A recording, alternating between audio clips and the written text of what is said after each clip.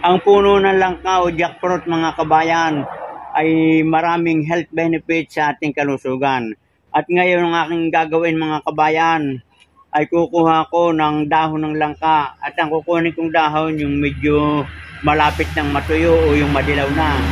At ang dahon ito mga kabayan ay aking susunugin sa apoy at siya kong ihahaplas o ipapahid sa aking sugat sa binti.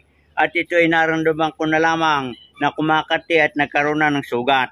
Ngayon ay kukuha ng dahon ng langka. Ito yung ating kukuhanin hanggang na malapit ng matuyo. Yan. Kukuha tayo ng mga 5 piraso. Ito mga kabayan, nakakuha na tayo ng 5 piraso na dahon ng jackfruit o langka. Ito mga kabayan, ang 5 dahon ng langka na kinuha ko na kulay madilaw-dilaw na ma-orange-orange na malapit na siyang malaglag. Ngayon ito yung ating susunugin dito sa apoy at yung pinagsunugan ay ating ilalagay dito sa ating lagayan. Ito lalagyan natin ng langis at yan natin ipapahid sa ating sugat. Ito ating susunugin. At itong pamamaraan itong mga kabayan ay namanok pa sa aking mga magulang nung ako'y edad na mga 10 taong gulang.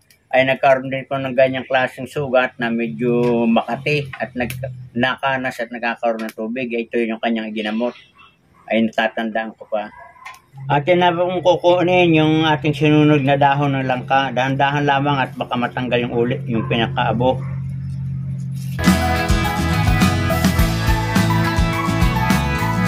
At pagkatapos nating makuha yung abo ng sinunog na dahon ng langka, ito nandito na sa ating lagayan, ay ating lalagyan naman ng langis bago natin durugin. Ito ay langis ng niyog mga kabayan. Kaya ito malinaw, ito yung ginagawa ko ng virgin coconut oil.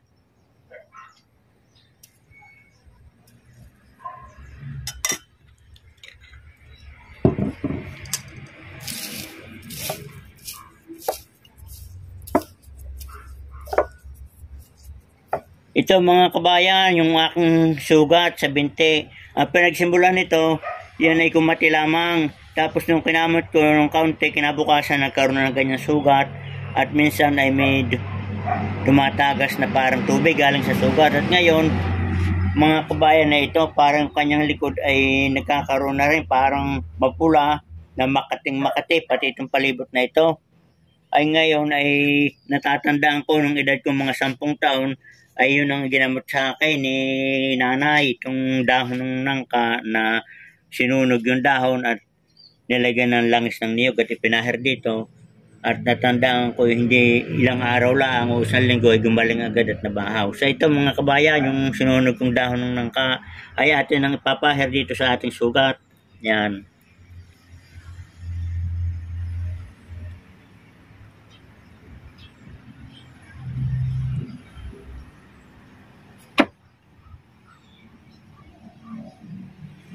At lalagyan ko na rin yung itong nangangating ito na mapula para huwag na siya tumuloy. Ito.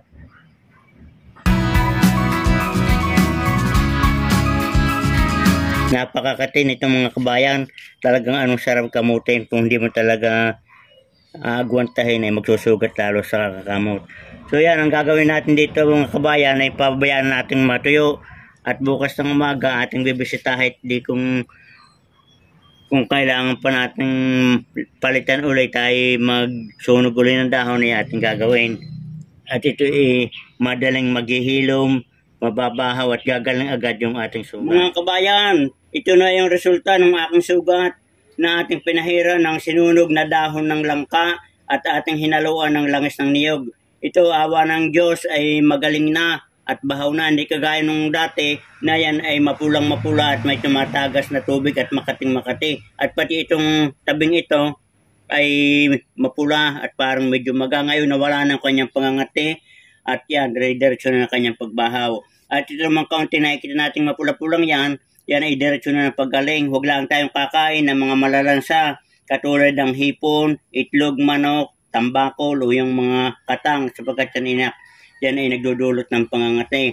At yun nga pala, kung kayo magsasagawa ng ganitong pamamaraan, kung wala kayong langis ng niyog, ay pwede naman ng olive oil.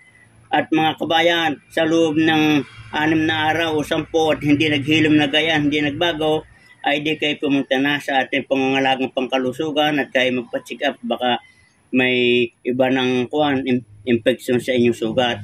Yun mga kabayan, kanya lamang aking isinyer sa inyo yung aking pamuraan ng pagpapabahaw ng aking sugat. Good luck and good health at sana mga kabayan ay may natutunan kayo at kung inyo nagustuhan, paki-follow, share, like, and subscribe. Maraming salamat sa inyong lahat. Good luck and good health. Magandang araw kabayan.